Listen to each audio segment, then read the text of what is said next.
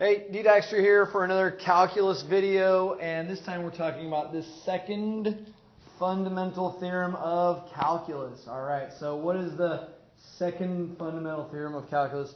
Well, if you recall, the first fundamental theorem of calculus was where we were evaluating an integral. We're looking for an area under a curve from some a to some b, right? So, and we're putting in b into f of b, and then minus f of a. So we're inputting those x values into the function, subtracting them, and finding that area between that interval. So let's look at the second fundamental theorem of calculus, because it relates to it in the fact that we are showing you that if we take a derivative of an antiderivative, we get the function back. Okay? And sometimes we don't know what our integral will be, the interval, so we often will label them as x, maybe from a to x. So let's see what this says. It says, if f, our function, is continuous, right?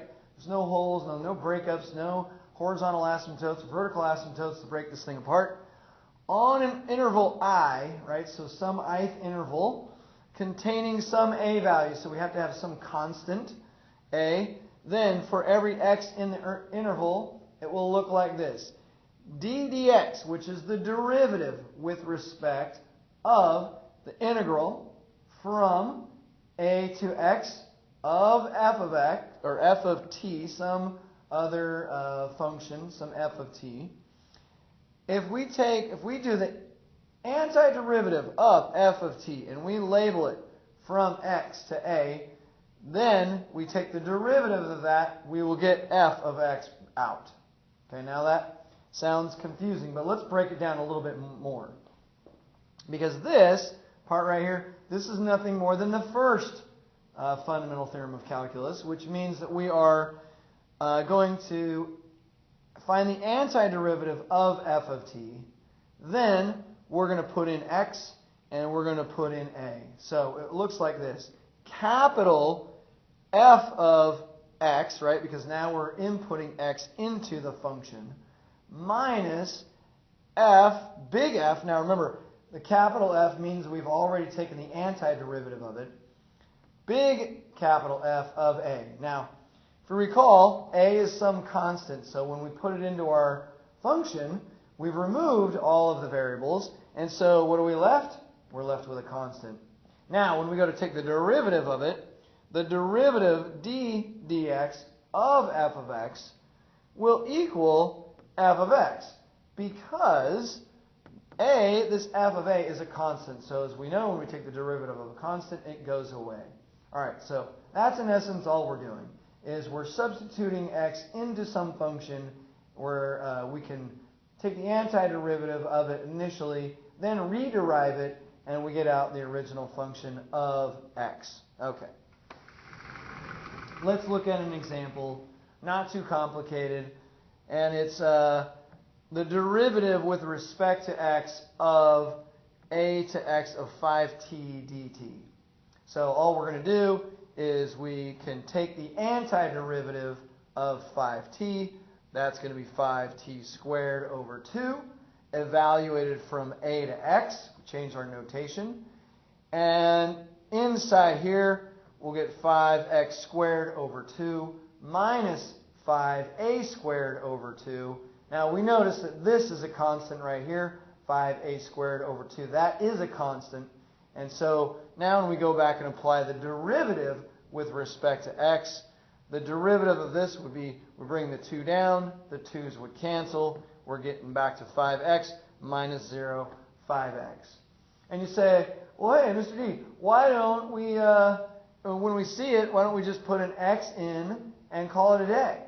I mean, in essence, you might be able to do that in some cases, but let's look at a couple more examples where that may not be the case. There's more to it. So, of course, that's the way math works. We give you some easy something, and then all of a sudden we make it a bit more challenging. So here we go with a little bit more challenging. And I know this looks like a lot, but let's walk through it together. Hopefully you can see it and read it. All right. So we've got f of x up here. It says find the derivative of big f of x, and it's equal to, well, we want to find the derivative of this. And it's the integral from pi over 2 to x cubed of cosine of t dt. All right, well, what does this mean? So we want the derivative. What is the derivative of big capital F now? Remember, big capital F is the antiderivative. So we will get the antiderivative of this once we antiderive it. Now, well, here we have the derivative of the f function with respect to u times du dx. So we're going to have some u substitution in here. And so let's break that down a little bit more. The derivative of u, right, of f of x, capital F of x, times du dx. All right, let's go a step further. I know you might be thinking, well, some of that notation looks weird. All this says is we're going to take the derivative of the big F function. We're going to find the antiderivative, and we're going to derive it. And what is this out here? Du dx. Where have you seen that before? In the chain rule. You let u equal something because there's something else that is in there that we need to either, usually when we antiderive, there is no product rule. There is no quotient rule. So we have to figure out some way to get anything that's outside of the norm cleared up, and that's where we use the u substitution and the chain rule. So d du, because we're going to change everything to u's, of pi over 2 to u. Now what we did was we let u equal x cubed. Let u equal x cubed. The upper bound. Typically that's what we'll do, is we will use that upper bound and we'll change that to a u function. Du then is 3x squared dx, and if I bring my dx back down here, we will get du dx is equal to 3x squared. Now we'll hang on to that. That's my du dx. I'm going to substitute that back in a minute. And so when we find the antiderivative of cosine, we get sine. And evaluated from pi over 2 to u, well, that's just sine u. And I guess I should have probably written in here sine of pi over 2, which would have been 1. So yeah, let me clean that up just a little bit here. Hang on a second. So let's do this. We know that this is d du of sine of u minus sine of pi over 2, like that. Well, sine of pi over 2 is just 1. So in essence, we could put sine of u minus 1. But what is this really? This is a constant, right? This is just a constant. So what's going to happen to it when we take the derivative? It's going to go away.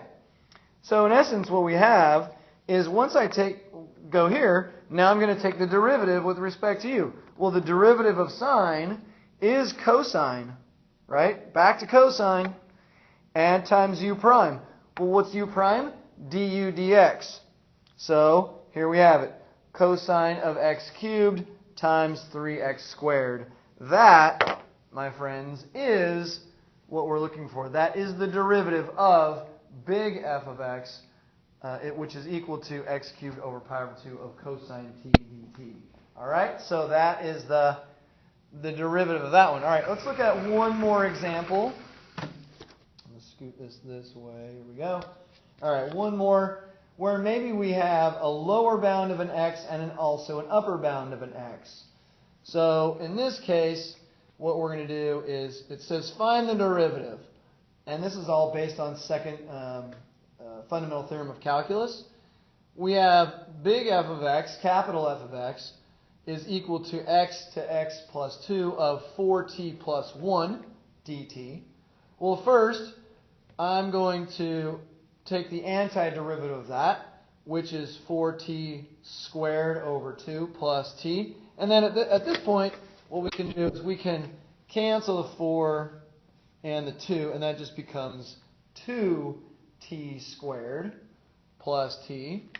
And then we substitute. We take the top f of a, right, capital F of a, which is 2 times x plus 2 squared plus x plus 2, because that's the t right there. And so then minus, right, minus the top minus the bottom. So this is your f of b coming up now. Or f of a, excuse me, f of a. And so we get x, well, that's just 2x squared plus x minus. Now, x plus 2, I can't just, this is not x plus 2 squared plus x plus 2. That's not x plus 2 cubed, right? We should know that. And so what I have to do is I have to FOIL this or use a pattern. And the pattern is x squared plus 2 times a times for x plus 4 plus x plus 2 minus 2x squared plus x. I keep these in brackets over here because I'm going to eventually have to distribute that negative.